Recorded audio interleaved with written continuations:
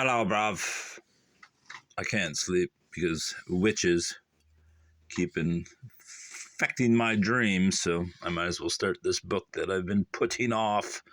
The White Cat by Gelett, Burgess, which apparently is a book on some kind of mental issue.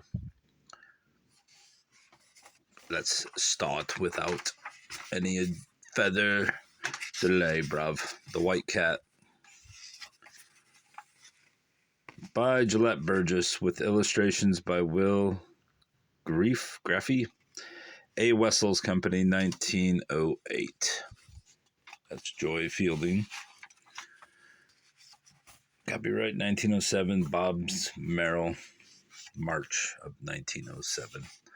Part first, that's a strange wording. The White Cat, Chapter 1. I came to myself with the disturbing sense that something was wrong with me. My discomfort, increasing steadily, resolved itself into two distinct factors, a pain in my side at every breath and a throbbing ache in the top of my head. I realized that I was in bed, and the first strangeness of it struck me. I could not account for it. The wild, spicy odor of flowers came to me, adding to my perplexity. Then I opened my eyes. The place was so dimly lighted that for some seconds my sluggish wits were unable to interpret the blotches of shadow and the vague, glimmering spots. These, however, gradually resolved themselves into comprehensible forms.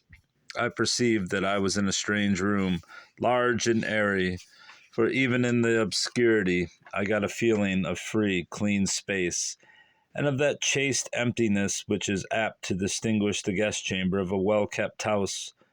I heard now the steady, deliberate ticking of a clock a little way off, and somewhere below was a small grinding sound so low as to be almost a mere vibration, like a coffee mill in operation. Nearby, a door closed and latched softly. I moved and attempted to sit up, but a sharp stab in my side warned me that my hurt was perhaps more serious than I had thought. There was a lamp on my head, too, which probably accounted for my lapse of consciousness. Setting my memory painfully to work, groping back through the darkness of my mind for something to explain the mystery, much as one might descend a dark, unlighted stairway, I came upon the last fact that had been recorded by my brain. I had been putting on speed. The road through the woods was straight, level, and deserted, hoping to get up to town early in the afternoon. The steering gear of my motor car had given way. I had felt the wheels suddenly veer. Then, before I put on my brake, the front of the car went down, and the rear was thrown up and over with the momentum, sending me flying through the air. I wondered lazily how much the machine had suffered. Then I must have dropped off to sleep again, for when I next opened my eyes, there was a flickering ray of light in the room. This time I was keenly alert mentally, desirous of some explanation of my situation. Where was I, and who had cared for me? The light grew brighter, still wavering, slanting across the walls, where it rocked and shifted, casting long, distorted shadows that danced up and down. Someone was evidently coming upstairs with the light. The door was hidden by a projecting angle of the wall. However, and so for a few moments I saw nobody.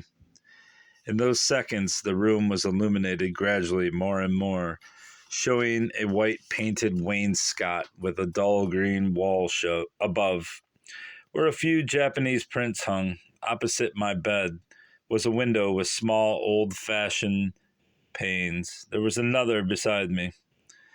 The rays glinted on the polished sides of several pieces of old mahogany furniture and flared yellow on brass candlesticks and on the gilded frame of an eagle mirror.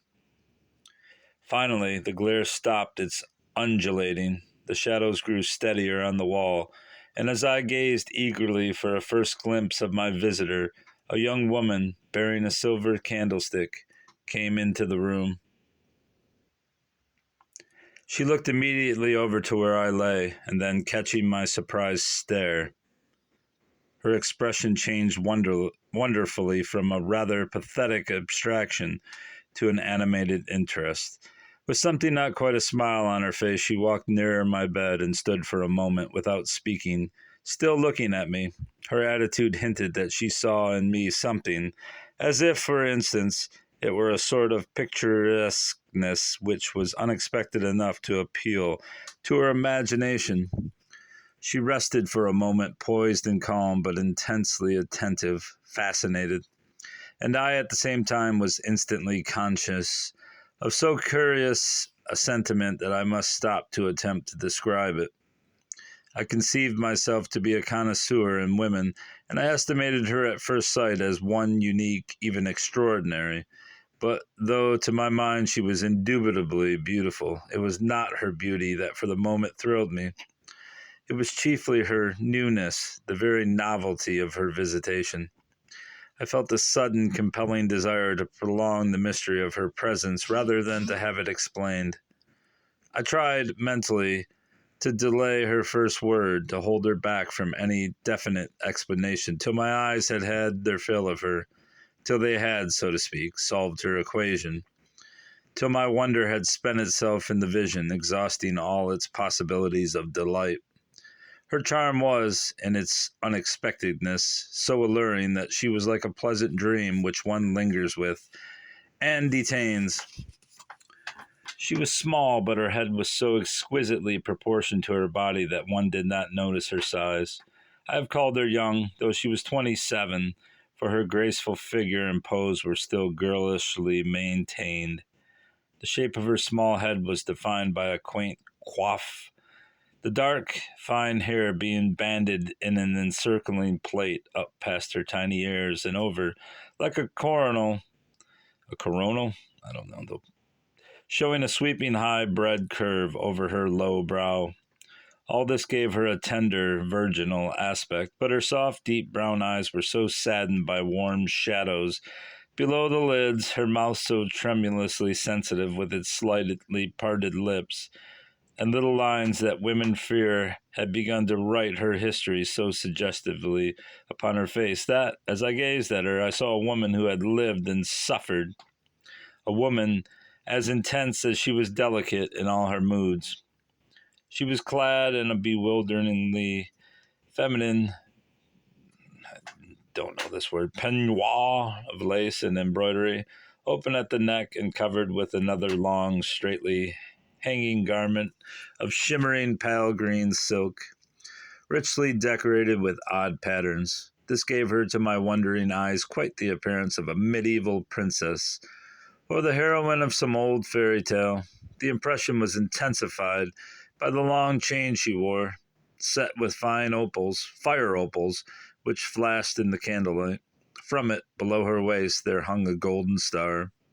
And strangest of all, most provocative to my fancy, she also appeared, with extraordinary sympathy, almost with prescience, to feel something of my wonder as she paused and stood silent, retarding her greeting, in answer to my unspoken thought. While our eyes held each other in that marvelous communion, she did not smile. It was rather from her quivering mouth that I got the idea that she, too, was touched by the spell and was keenly alive to the potentiality of the situation. She seemed to hold her breath, lest the wonder should pass too soon. The moment was as sublimely unreal as anything I have ever known, and within its unmeasurable limits, as potent. It was tense, instinct with fine, secret emotions, too faint for analysis. Messages came and went, electric. It was, in short, the psychological moment that comes but once to any friendship, and, coming, is usually hurried past without appreciation of its mysterious charm. It was that most suggestive of preludes, an instinctive, conscious pause upon the magic threshold of romance, that she felt its quality also overpowered me. The minute passed like a falling star, and in its glory we seemed to travel miles together. Then, with a visible effort, she spoke. Her voice was light and clear, so expressively modulated that I have, despite myself, to compare it only to fairy footsteps passing over flower tops. Its tones poised and hovered as if on the wing, though they were as sure as the melody of an old song. It was, above all else, graceful, and usually it held a trace of mental eagerness, but its characteristic quality came more from delicate nuances of feeling than from any vibrant intensity. It had the fluidity of running water. With her first word, she smiled, and some of the melancholy escaped from her eyes. Oh, you are better now. I'm so glad. The silver thread of magic that had bound us was broken, and the episode became real and humorous on the instant. I could not help smiling in my turn, for assuredly, from my point of view, I was physically, decidedly the worse. I took it from her by her remark that I had been ill. Yes, I replied. I suppose I must be better, since you say so. But I seem to be quite bad enough. How long have I been here? 24 hours. You have been a little delirious, you know. I was getting quite anxious about you, though the doctor said there was no danger. She came nearer and put her small, beautiful hand upon my cheek. I noticed that she wore no rings. The touch of her fingers was soft and cool. I'm glad your fever is gone, she said. Have you much pain? I felt sore all over, and there was trouble with my side when I moved. My head seemed to be splitting, but I was so much more interested in her and how I came to be there that I dismissed my symptoms with a shrug and asked what had happened. You were thrown from your automobile, she said, and you were pretty badly shaken up. There was a rib broken and a slight concussion of the brain, I believe, but nothing serious. You'll have to stay here several days at least and keep quiet. Dr. Copen had to go back to town, and I must notify him that you are all right now. You mustn't fret about it, for you are perfectly welcome to stay here, and it won't trouble us in the least. Only I'm afraid you'll be terribly bored. It's quiet here, and I'll be rather dull company. I'm not worrying, I assure you, I said. I'm in no hurry to get well. She smiled again, faintly but with a quick appreciation, and took a seat in an armchair which stood beside my bed.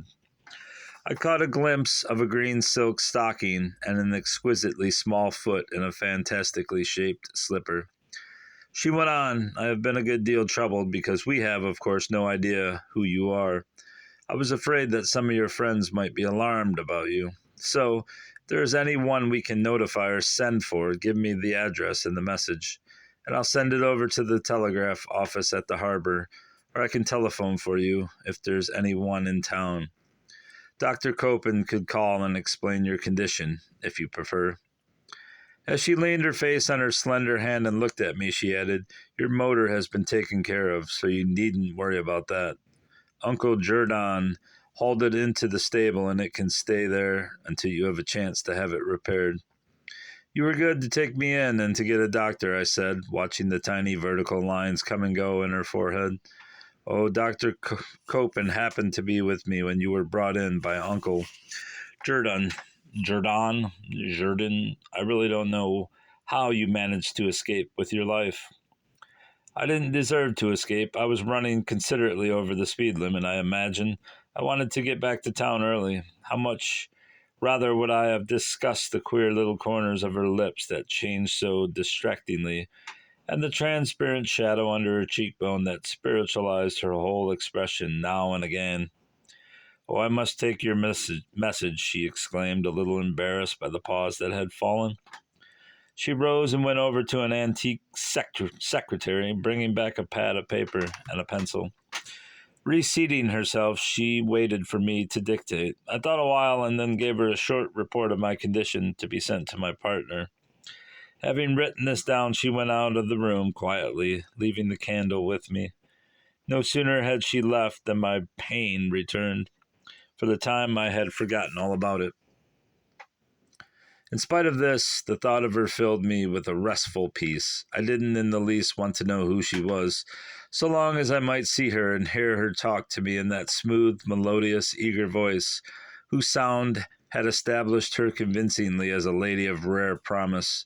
The prospect of having to spend several days in her society, or at least near her, was as pleasant a thought as I could well imagine. The fruit of our moment was a mystery, rich and fragrant, which I wished only not to destroy. I found myself trying, in her absence, to recall each feature of her face, her poses, and her hands so keenly alive and full of graceful gesture. that I did not wonder who she was, what was her name, her situation, her history, came perhaps from the state of bodily weakness in which my accident had left me. But it seemed to me then that it was not merely a passivity of my physical state. It was an Epicurean joy I took in tasting my impressions drop by drop. Meanwhile, as I thought it all over, my eyes wandered over that part of the room, visible in the candlelight, from the four-posted bed in which I lay, and almost unconsciously I noted the many evidences of taste and wealth. The furniture was all of antique style, undoubtedly genuine specimens of the best designs of the later colonial period. The Japanese prints were the only pictures visible that I could see. They seemed like Udamaros and Hiroshigis mostly, though nearby were a couple of Yashitoras and Toyokuni's brilliant actresses, veritable riots of color against the dull green of the wall. The floor was of oak parquetry, covered with Parisian rugs of what I knew to be rare weaves. Altogether, the room had, in its severe, formal way, the dignity of a museum. She came back after almost 10 minutes with a tray of toast and tea, a jar of barley duke, the most appetizing of lamb chops. For some reason, the barley duke makes me think of Nutella, but that's just my undignified soul. "Do you feel hungry?" she asked, setting the tray down upon a stand at the head of the bed. As I assented most heartily, she leaned over and propped the pillows up behind my back, and then set the silver salver before me on the spread. Drawing up her chair, she sat down near enough to pour the tea and hand me what else I required. As she did so, I noted the delicate way she held everything she touched. Her fingers slightly parted naturally, curling like an acanthus leaf. "You say that I have been out of my head," I began. "Yes, at intervals since yesterday afternoon. I dimly remember it now. Yes, it was curious. Somehow, though, it seems to me that there were two women here, though never at the same time, I think. But no doubt I got it all mixed up." She looked down quickly, as if confused, but she replied, "Oh, it must have been Leah, the other one. She's my maid, or perhaps rather more my companion. You must see her. I think she's wonderful. I wonder if you will." She made the last remark under her breath, as if she spoke to herself rather than to me. She went to the door and called, "Leah!" So few persons can raise their voices prettily that I was delighted to hear it sound as musical as when she spoke to me. As she returned, the light shone on her soft, flowing silken gown, making it look like frosted silver. In a few moments, Leah entered the room bearing a lighted lamp. I was surprised, I confess, after what my hostess had said, perhaps as a test of my sensibility, to see that the maid was a negress, but after giving her my first glance, I was still more surprised to see that she was of a kind one seldom sees, the best type, in fact, of northern Negro. As she approached us, she had the bearing of a woman of great refinement, and a face which, though uncompromisingly dark, showed an extraordinary mental, if not moral, cast.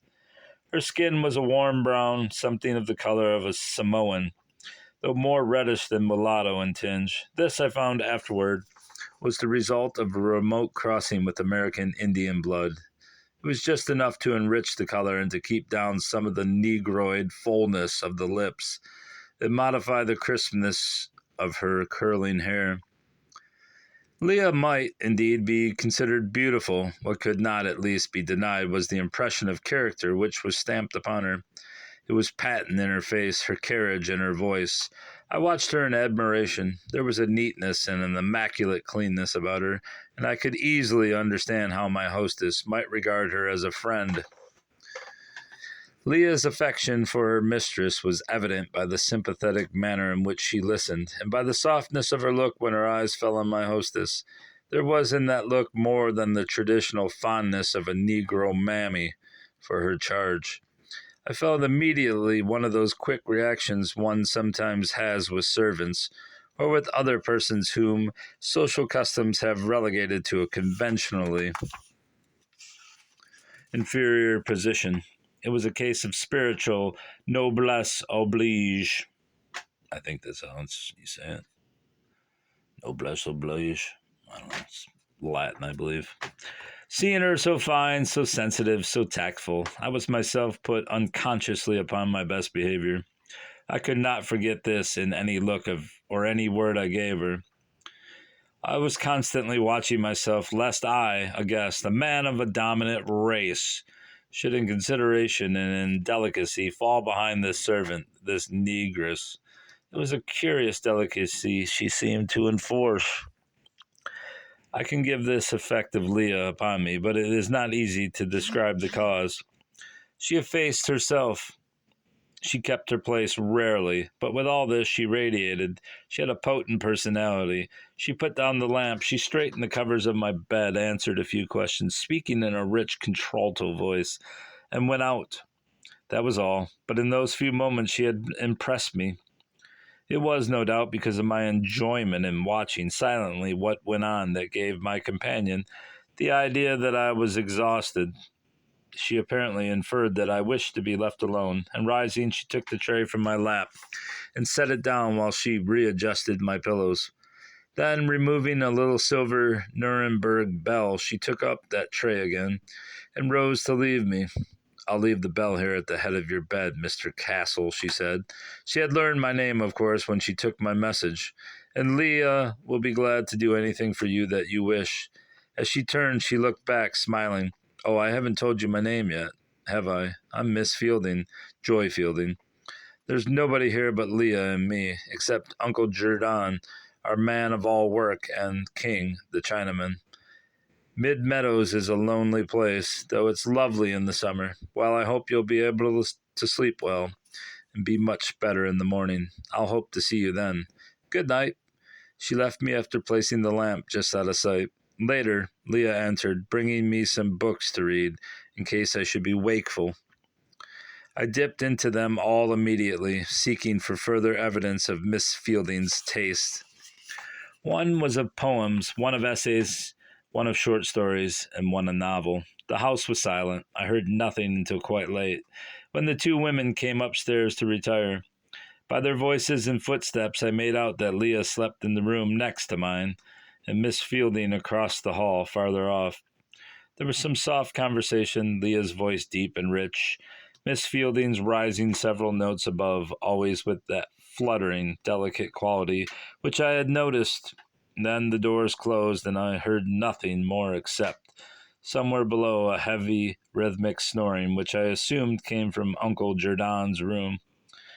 There came to me now one of those weary, irksome vigils of the sick, when the darkness and the pain seem to cooperate to stretch out the hours to infinite lengths.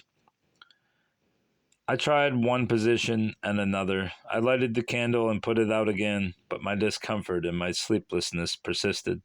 I could think of nothing else but Joy Fielding, Joy Fielding, Joy Fielding. I think that a little of my delirium returned also, but all through my torment I kept repeating to myself that I did not want to know who she was. I refused to speculate upon that, except in ways that were romantic and fantastic. What matter-of-fact, commonplace explanation of her life there might be, I wanted to hold off as long as possible. That's The White Cat, Joy Fielding. All right, brovs. Until next time, goodbye. Goodbye. Goodbye.